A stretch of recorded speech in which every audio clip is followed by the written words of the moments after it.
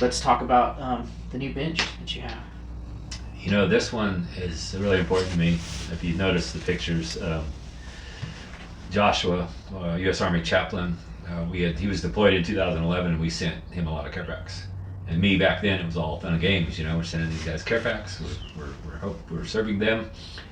And, you know, and then to get the news in 2014, after he came home, he was still in the Army, that he took his own life at Fort Riley, and then getting the news later on that year that his assistant Michael did the same thing. So both of them, inside calendar year 2014, took their own lives. And so for me, that was my introduction to PTSD.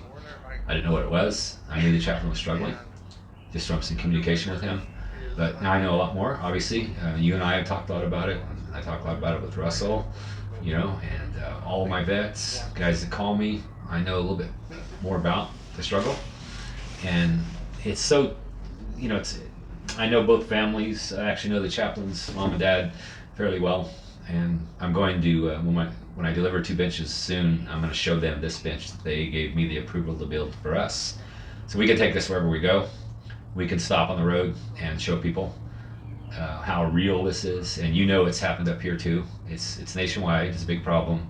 And it's something nobody really talks about, I don't think.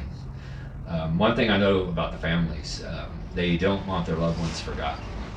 They don't necessarily need the details broadcast, you know, but they don't want their loved ones forgotten. And when you show up with something like this that's totally custom, that they approve of, and it's made for their loved one, and you deliver it in person, and you bring veterans with you, no matter where you're at. Veterans will go with us, no matter where we're at. And so it impacts the family. It also impacts the people with us.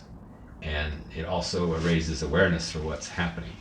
And, you know, it's terrible what's happening, you know, with the military suicide. Suicide's a big deal across the board, but military is it's really epidemic proportions. You know, it's just not talked about.